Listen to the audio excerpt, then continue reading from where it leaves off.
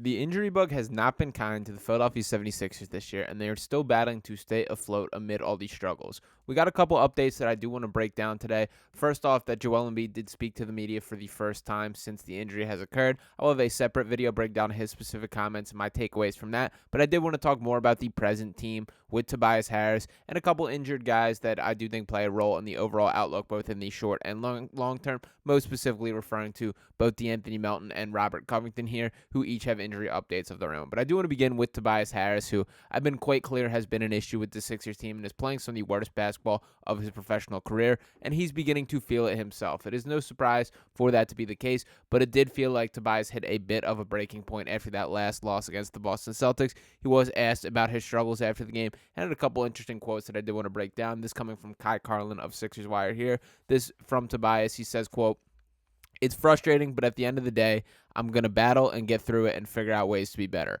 Watch the film and find ways to get some easier ways to get into rhythm." Harris continued, "At the end of the day, I'll take all those same shots again, those same looks, and just got to make them. That's what it comes down to." As Harris said, it's frustrating for him. He's been an efficient player for the majority of his career, and the Sixers need him to break out of the slump and get going again. Quote, "Anytime that you're not making shots, it is frustrating at the end of the day," he added. "So I don't make any excuses for myself. I just go back to the drawing board, put in the work, watch the film, figure out ways. I've been a really good, efficient player my whole career, and I'll figure out ways to battle through this and work my way out on the other side of it like I always do. So I'm not worried. I am frustrated, but at the end of the day, I'll figure it out." So all good stuff from Tobias there. There's not much that he could say to make me feel better about the situation, and I think he probably feels the same way internally, that the bottom line is he just has to play better. And one thing that I did think was interesting, I know I'm piling on the guy, but I did want to look at kind of his splits on a month-by-month basis, which I did think was a little bit interesting here. So to pull this up, obviously only 3 games in October.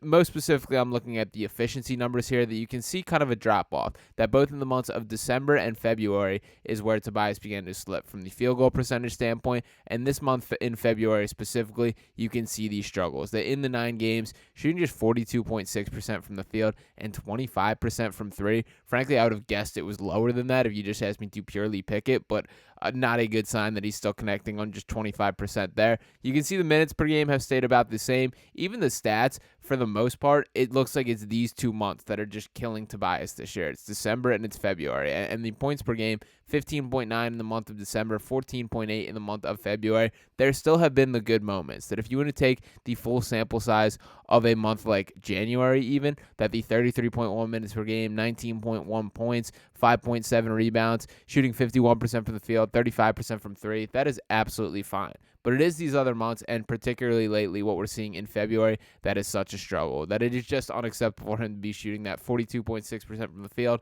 and the 25% from 3. And across the board, the volume from a three-point standpoint has been far lower. The 3.4 three-point attempts per game is just not enough for a guy like Tobias. And even a disappointing loss in that Celtics game and a disappointing performance from Tobias for sure, but him shooting 2 of 7 from 3, to me, I'm taking as a positive sign. If you're going to shoot 7 3-pointers every night, I will absolutely live with that. Need that to continue to be the case. And the other part that I circle back to with this Tobias Harris conversation is I know we've all hit our breaking point. I'm beyond frustrated with the level that he's playing on the floor. I totally agree that his minutes need to be reevaluated. But the other part of that equation is who is the guy that can step up and replace those minutes. I've talked plenty about Ricky Council IV. I do believe he's a guy that deserves more of an opportunity that he's getting and is making the most of every single opportunity that he does. But he's still a guy that's an undrafted guy on a 2-way contract. That first-year rookie, there's plenty of rawness to Ricky Council IV that I don't think is the difference maker for the Sixers team. And these struggles got a little bit tougher in that Celtics game when DeAnthony Melton re-injured that back injury. Now, Melton had missed 18 games dating back to before the All-Star break, 18 consecutive games with that back injury, returned for just 3 games, and it is not good news to see it re-injured. So we did get this update that Nick Nurse saying that DeAnthony Melton is out and they do not know for how long. That is really disappointing. For starters, that Melton's super valuable to the Sixers team. I thought his impact was very much felt on the floor, seeing a ton more of the 3-guard lineups with Kyle Lowry, Tyrese Maxey, and DeAnthony Melton, some variations of that. Even Campaign was in the mix in a couple of those situations. But Melton's ability to guard up in size and just his overall defensive instincts is a difference maker on the way this team is constructed. And then from kind of the human being standpoint here, it really does suck that Melton's dealing with this. That this is a guy that has battled back injuries for several years now. That I know the Sixers were pretty firm publicly about that the back injury that he was battling this year is different than what he dealt with last year. But at the end of the day, like, a back is a back. That those are things that tend to compound, that can tend to linger. And for anybody that has had a back issue, you know when you feel that this is not just something that prevents you from playing basketball. That's a day-to-day life ruiner. That's something that you feel in every step, every little movement, every turn of your body. It is not fun to be dealing with back injuries, specifically at the age of 25 in the way that Melton has. And to speak to his on-court production, you can tell the difference that this season having a really good year, 11.5 points per game, 3.1 assists, 3.8 rebounds, shooting 36.2% from three on a career high 5.8 attempts per game.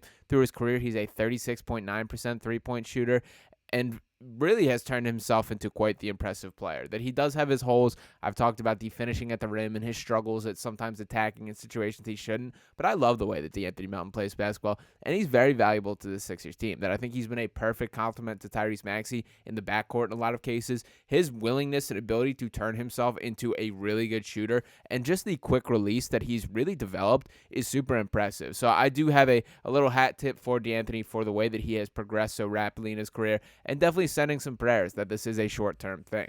Now, another guy that we do have a little more, I guess, better news on the standpoint is Robert Covington. That I was very excited about the return of Rocco to Philadelphia. We all remember him fondly from his process days. He's a guy that's among the Sixers franchise leaders in three-point makes due to the time that he spent here. Has had a really interesting NBA career. He's a guy that's played small ball center down in the James Harden days in Houston with Daryl Morey during that point. He's bounced around, has fallen out of favor in the rotation in a couple different circumstances, and I was really happy with the version of Robert Covington that we saw on the floor during the time that he did spend with the Sixers, but it was very limited because of the knee injury that he did sustain. But we did get this update here that Robert Covington is expected to miss around 3 more weeks, and this update back on February 21st, so about 2 more weeks on that coming day. And I did want to bring this up with the Tobias Harris conversation because Covington is right at the front of my mind for guys that deserve minutes over Tobias if he is there and ready to shoulder them. That the instincts that he possesses from a defensive standpoint, I do believe could prove critical to the Sixers team. That looking ahead, and I know we have plenty to get to before we're even at this stage, but when you think about some potential playoff matchups and having to guard guys like Jason Tatum, Jaylen Brown, Giannis, these big body perimeter players, Covington is likely going to be the Sixers' best option there. That Tobias, as brutal as the offensive side of the ball has been, I've been really frustrated defensively as well. And again, I hate that I'm just piling on this guy, but you have to call a spade a spade. Some of the decision-making from a help standpoint has put these Sixers at unfavorable positions, that he's willing to sag off his guy in positions where he just straight up shouldn't. And there's a guy like Robert Covington with a larger wingspan, better athleticism, and just an overall more polished defender than Tobias Harris, that I do think that, assuming he's healthy and can return to the floor, that is a guy that you want to get in the flow of things and be ready to shoulder legitimate, high-level, critical minutes for this Sixers team. And just talk a little bit about what he's brought on the floor this year and throughout his career. For starters, he's played 26 games in a Sixers uniform this year. Does not feel like it because it's been quite a bit of time since that point, but averaging 16.1 minutes per game over that stretch, 4.5 points, 3.4 rebounds. He's not a guy that's going to shine particularly in the stat sheet, but that 1.3 steals per game in just 16 minutes is super impressive there. He shot 35.4% from three on the 1.8 attempts per game that he has thrown up this season. Through his career, he's a 36.2% three-point shooter on 5.7 three-point attempts per game. And once again, it is the defensive side of the ball that I do want to just harp on and speak to why I think he could be so critical. There is a trust level. I know that Joel Embiid and Robert Covington have quite a strong relationship, and he's a guy that Joel speaks fondly of, which I think is important in the context of everything. So him returning to the floor would be a welcomed reinforcement and a guy that I do think can play a high-level role on the Sixers team. Covington certainly has his flaws, and he's a guy that I think I don't fully get it from a standpoint of every time I've watched him on the floor, and this even talking a little bit about watching him from the outside looking in on a couple Clippers games last year. Every time that I saw him play, he's exactly who I expect him to be. That he's in passing lanes, he's disruptive defensively, he's a willing catch and shooter from three, and frankly, he's put the ball on the floor a little more than I've ever seen him do in a Sixers uniform during the time in which he was playing this year. He's grown. While he's not the athlete that he was during his first go-around in Philadelphia, he's grown significantly as a polished basketball player. Just his thoughts on where the ball should be, where he should be, his movements, a lot of instinctual stuff. He's taken some significant strides forward, and just his overall IQ and processing of the game, which I am impressed with, and I do think speaks to the opportunity for him to earn more minutes. So very excited about that. Hopefully we'll get more of a concrete update soon. And I did just want to lump it into the Tobias Harris conversation once again. Another thing that was revealed during the Joel Embiid press availability is Joel Embiid said he spoke to Tobias for over an hour on the phone, just trying to get his confidence back, trying to talk him through it, what he needs to do, just play his way out of it. I do love that from Joel from a leadership standpoint, but the bottom line is it's on Tobias himself to look at himself in the mirror and just figure out a way to play better. That I've seen a little bit of the people throwing the Trey Turner standing ovation kind of conversation in the mix. That's not the tactic here. That when we talk about the Trey Turner conversation, the standing ovation that many people credit for turning his season around, the bottom line is we knew that Trey Turner, underneath somewhere, was a better baseball player than he was playing to be.